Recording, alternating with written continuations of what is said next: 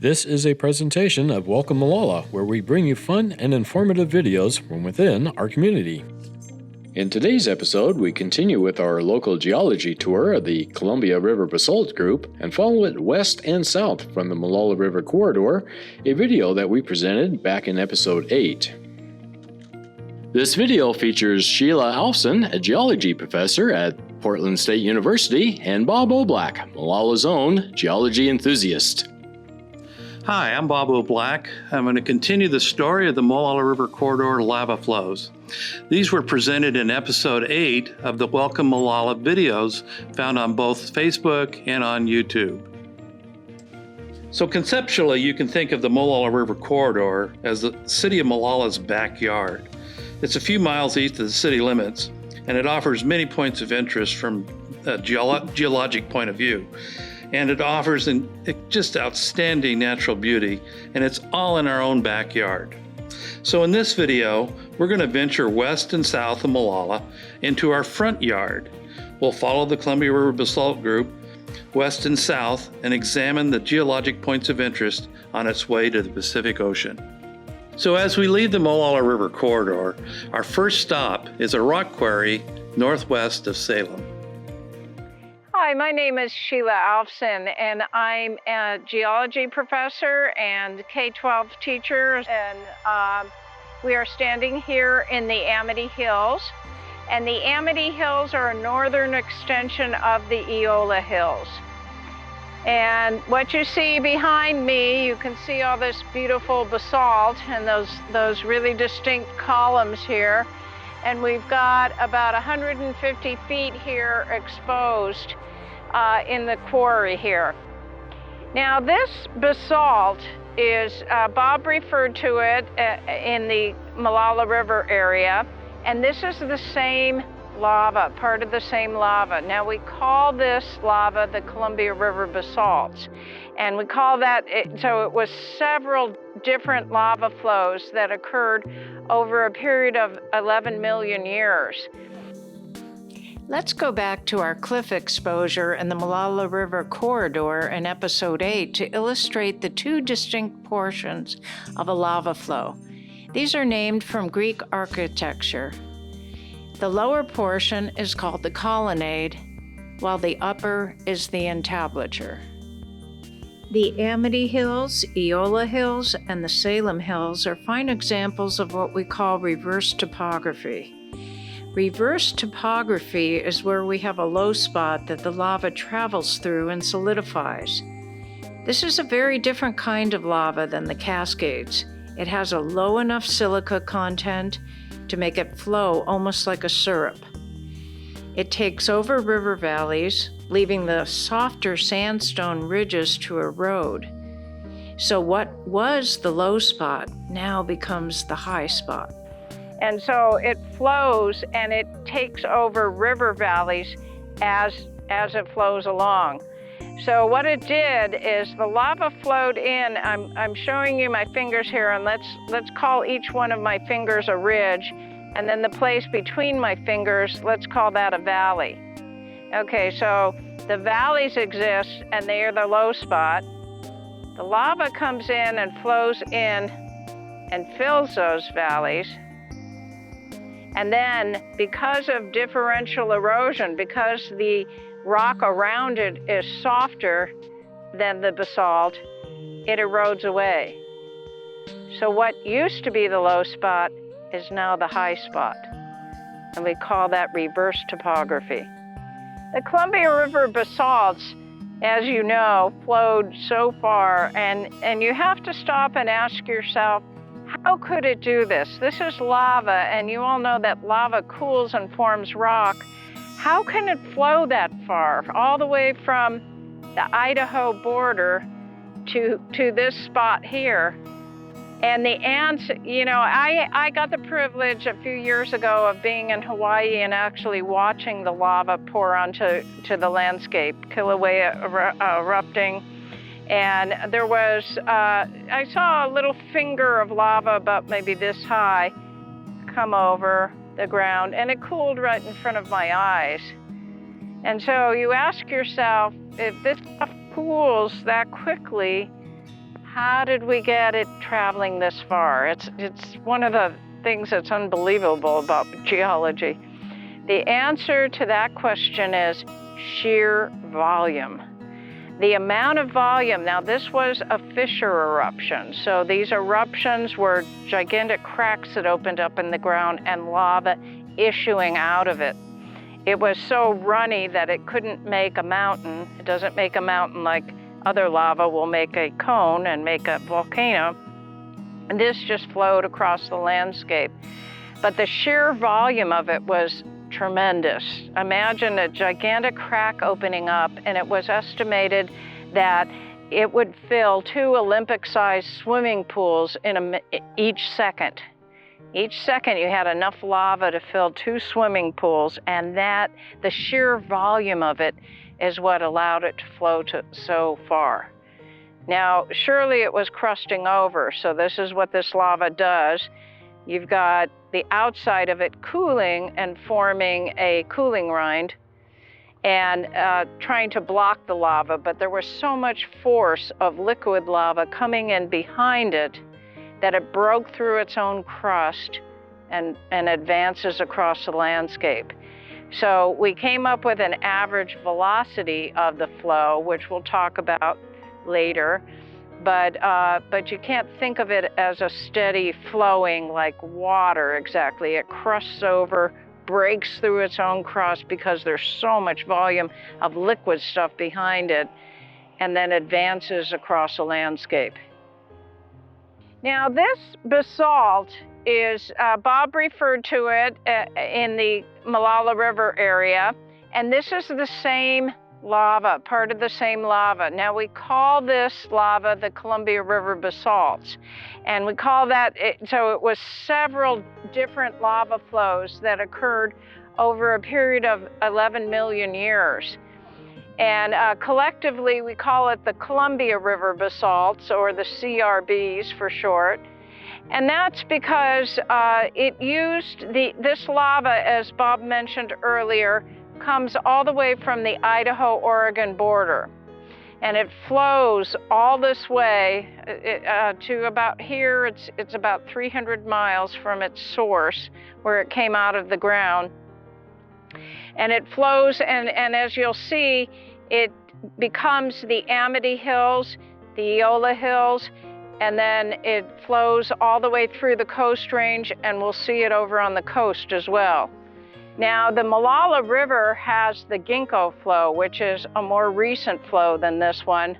But the Ginkgo flow can be found, if I look across the highway here to the south, capped on the top of a hill, there is some of the Ginkgo flow, the same flow that goes through the Molalla River Corridor. So let's go visit that flow and witness the source of Jory soil, which grows the best grapes at one of Oregon's finest wineries. I'm Steve Anderson. I'm the winemaker for Eola Hills Wine Cellars, and we are at our Legacy Estate Vineyard just outside of Rickreall in the Eola Amity Hills. So behind me you'll see the hillside, the Eola Amity Hills. This is important. At the top we have really red clayey soils. That's that Jory series. As we come down, as those soils decomposed and mixed up with the underlying soil types, we have colluvium. And so we have Jory, Nikaya on the far side, where the spring has eroded all the topsoil and exposed just a pure marine sedimentary layer. That is key to where we planted what and why, and then I make different types of wine. Our next stop is at the top of the hill, where we join Sheila, already describing how Jory soil is created from the weathering of Columbia River basalt. Here are these round rocks, and they've got layers. You can see layers all the way around. They look like cabbages poking out. You can see gradations here of the weathering and this decomposing. Becomes the Jory soil. To see how each of these rounded shapes form, let's use an example from the quarry to illustrate how each column terminates in a hexagonal or pentagonal shape. Water and air, called weathering agents, attack each side with a focus on each corner. Over time, this creates a rounded shape. You can see Steve here holding this weathered material, and when mixed with organic compost, forms the official Oregon state soil, Jory, which is only found in Western Oregon. We're going to leave the vineyard now and continue following the Columbia River basalt west and south. Although the exact path taken through the Coast Range is uncertain, these ancient lava flows made their final appearance on the Pacific coast near Seal Rock, just south of Newport. So we're here at the Seal Rock, which is about 10 miles south of Yaquina Head. This is the most southern part of the Ginkgo flow, and the exposure here, this is called Elephant Rock behind me. This is a state park, one of Oregon's state parks here on the beach.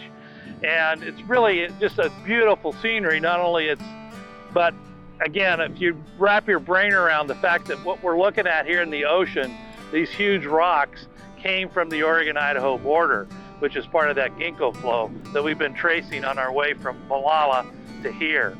And try to wrap your mind around. We drove several hours to get here, and Sheila's going to talk a little bit about how long it took for this lava flow to get to where we're at here today. So I want to turn this over to Sheila, and she's going to talk about the specifics of what we're looking at here. There's some interesting geologic features that she's going to cover. This wall of lava that you see here, it looks like, for all the world, like a wall. And what this is the top of a sheet of lava. Just imagine a whole sheet coming up, and this is the eroded remains of it. So these are called dikes because it looks like a man-made wall. Okay, but these are natural features. So this lava traveled its way through the Coast Range and got to the ocean here. And there, as you can see, there's soft sediment everywhere. The volume of lava, this lava actually sank into the soft sediments when it hit the coast. And then so much pressure was behind it that it re-erupted. And so we call these invasive basalts.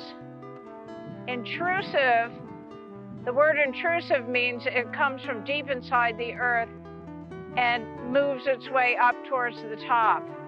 But invasive came from the top, went into the ground, and then re-erupted again. So what we're seeing here is a dike. Look behind you, and that whole row of rocks over here is also a dike, the eroded remains of a dike. And then we have Elephant Rock, which is a sill.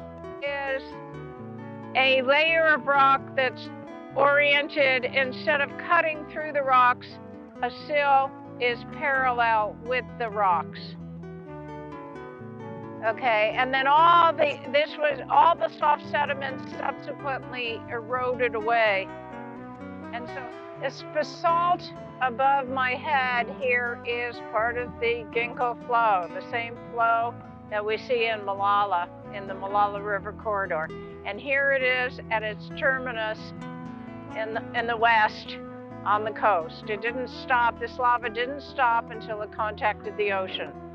And then it did an amazing interaction between the soft sediments and the re-erupting basalt. The area from one type of rock to another is called a contact.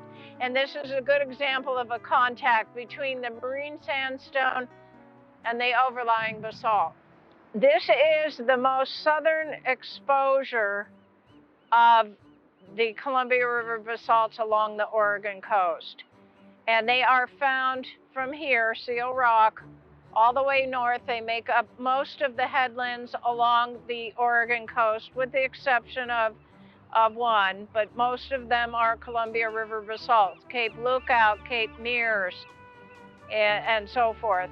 Now, the amazing part of all this is when this was first proposed by Terry Tolan and Marvin Beeson from PSU. This was first proposed that this lava, the origin of this lava, actually came all the way across from eastern Oregon. What pins it down is the chemistry. Okay, because even if this lava appears over in eastern Oregon, and then it appears 400 miles away here at the coast, if it had come from the same source underneath and had erupted here and then erupted here, it would have been different chemically. It would change as it comes up through the Earth's crust and up to the surface. It would have changed chemically. So Marvin Beeson and Terry Tolan did this chemical testing on it. And by the chemical testing of the rock here and the rock here, they were identical. From Seal Rock, we're now going to head north through Newport to the Yaquina Head Lighthouse. So we made it to Yaquina Head. This is a famous place, the lighthouse, natural scenic area. Lots of things to see here.